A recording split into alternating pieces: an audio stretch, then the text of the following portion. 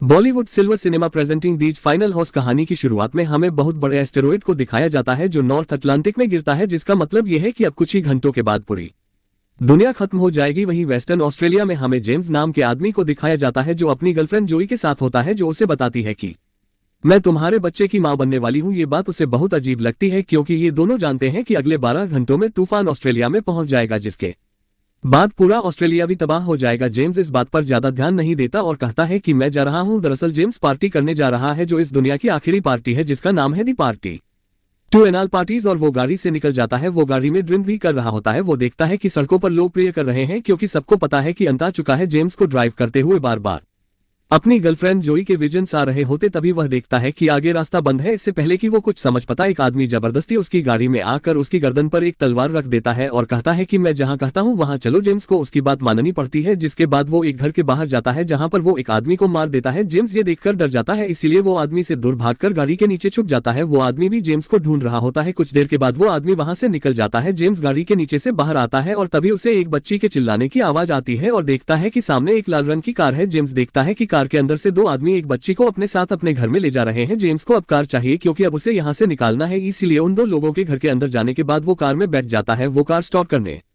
वाला होता है, लेकिन बार बार उसे लड़की की चिल्लाने की आवाज आ रही होती है। जेम्स अपने आप को रोक नहीं पाता, इसलिए वो घर के अंदर जाता है और एक एक करके उन दोनों को मार देता है। उसके सामने अब वो छोटी बच्ची होती है जिसके साथ वह दोनों जबरदस्ती करने की कोशिश कर रहे थे। जेम्स उसे उठाकर बाहर गाड़ी के पास ले आता है और कहता कि गाड़ी में बैठो, यहाँ से हमें निकालना होगा। पर वो बच्ची जेम्स से भी डर रही होती है और कहती है कि मुझे मेरे डेड के पास छोड़ दो। जेम्स उस बच्ची को विश्वास दिलाता है कि तुम्हें मुझसे डरने की कोई जरूरत नहीं है, तुम मेरे साथ सुरक्षित हो, हमें यहाँ से जल्द निकालना होगा क्योंकि ये जगह सुरक्षित नहीं है। वो बच्ची उसकी गाड़ी में बैठ जाती है, जिसके बाद दोनों यहां से गाड़ी से निकल जाते हैं। रास्ते में बच्ची कहती है कि मेरा नाम रोज है, मेरे पिता ने हमारा घर जला दिया क्योंकि उसमें हमारी बहुत सारी यादें थी। मेरे पिता नहीं चाहते थे कि कोई भी हमारे घर में आकर रहे, जिसके बाद मुझे आंट के घर ले जा रहे थे, लेकिन रास्ते में हमारी गाड़ी का पेट्रोल खत्म हो गया। मेरे डेड पेट्रोल पंप पर गए जहां से हम दोनों अलग हो गए। दरअसल पूरे शहर में खास तौर पर पेट्रोल पंप्स में बहुत ज्यादा अफरा तफरी का माहौल है, इसीलिए रोज अपने डेड से वहां पर अलग हो गई थी। जिसके बाद इन दोनों लोगों ने, जिन्हें अब जेम्स ने मार दिया है, उन्होंने रोज को किडनैप किया। रोज उसे कहती है कि हमें इस पेट्रोल पंप पर जाना चाहिए, हो सकता है कि मेरे डेड वहां पर मेरा इंतजार कर रहे हो। जेम्स देखता है कि उसकी गाड़ी का पेट्रोल भी खत्म होने वाला है, इसीलिए वो उस तरफ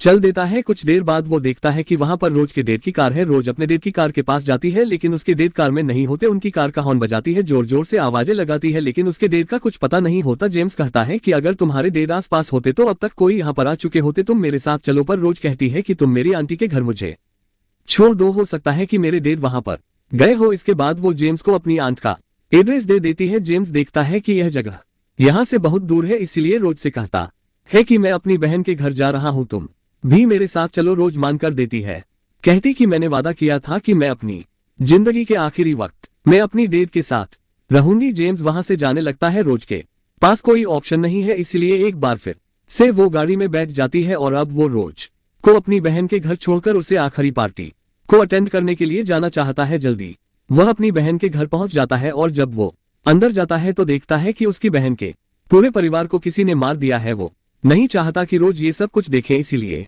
रोज से कहता है कि तुम स्विमिंग पूल में स्विमिंग करने के लिए जाओ। और अब वो डिसाइड करता है कि वो यहाँ से आखिरी पार्टी में जाएगा। वैसे भी इस दुनिया में जितने लोग बच्चे हैं उनकी जिंदगी के कुछ ही घंटे बाकी रह गए हैं, क्योंकि कुछ ही देर के बाद पूरी दुनिया से इंसानियत और हर वो चीज जो सांस लेती है पूरी तरह से खत्म हो जाएगी। वो गराज में जाता है जहां से वो अपनी बहन की गाड़ी से अकेला निकलना चाहता है, लेकिन रोज उसे देख लेती है और गाड़ी में बैठ जाती है।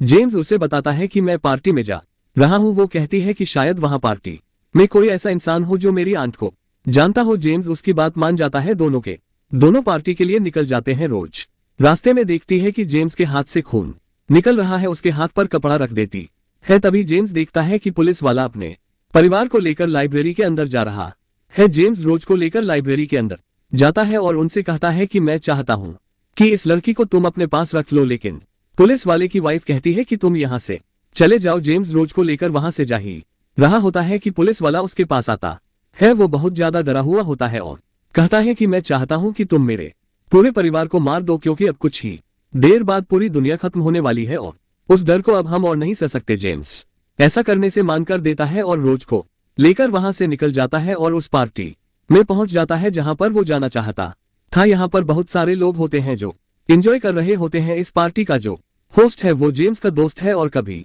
उसकी बहन उसकी गर्लफ्रेंड हुआ करती थी, वो भी वहां पर आ जाती है और जेम्स को अपने साथ ले जाती है क्योंकि वो उसके साथ इंटीमेट होना चाहती है। जेम्स रोज से कहता है कि मैं अभी कुछ ही देर में आता हूं और वो उस होस्ट की बहन के साथ अंदर चला जाता है, पर चाहकर भी वो उसके साथ इंटीमेट नहीं हो पाता क्योंकि वो अपनी बहन और उसके परिवार की मृत्यु से बहुत ज्यादा डिस्टर्ब होता है।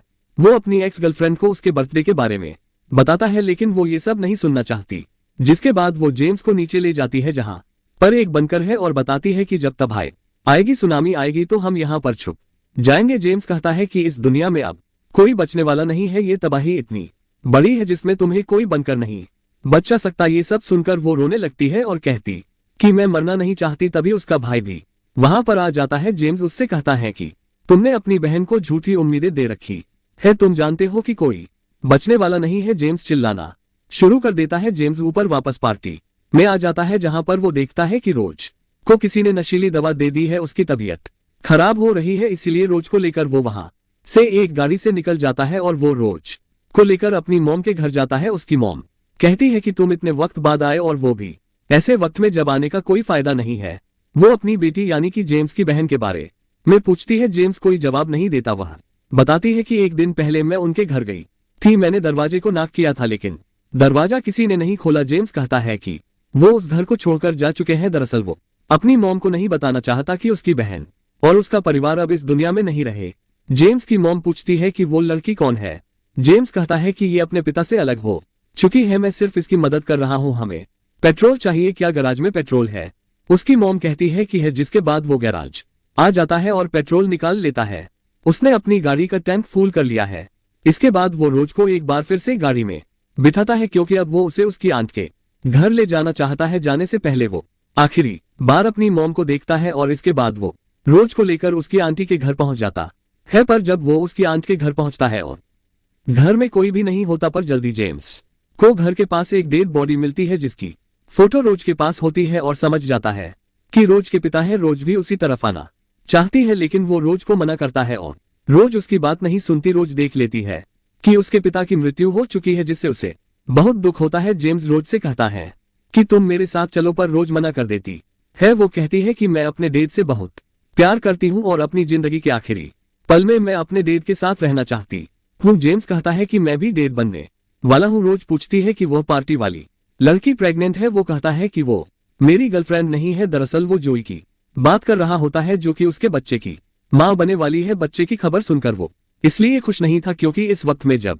पूरी दुनिया खत्म होने वाली है, ऐसे वक्त में जोई ने उसे प्रेग्नेंट होने की बात बताई थी। पर अब रोज के साथ रहकर उसे एहसास हो चुका है कि एक पिता और एक बेटी का बॉन्ड क्या होता है। रोज कहती है कि इस वक्त में तुम्हें जाय के साथ होना चाहिए था। जेम्स कहता है कि मुझसे कुछ गलती हो गई। रोज कहती है कि अब भी वक्त है, उसके पास जाओ और इसके बाद जेम्स रोज को अपने गले से लगा लेता है। रोज कहती है कि मैं तुम्हें तब तक जाते हुए देखूंगी जब तक तुम अपने आप ही मेरी आंखों से ओझल नहीं होते, क्या तुम भी मुझे देखोगे? वो कहता है कि हाँ और अब जेम्स गाड़ी में बैठकर वहां से निकल जाता है।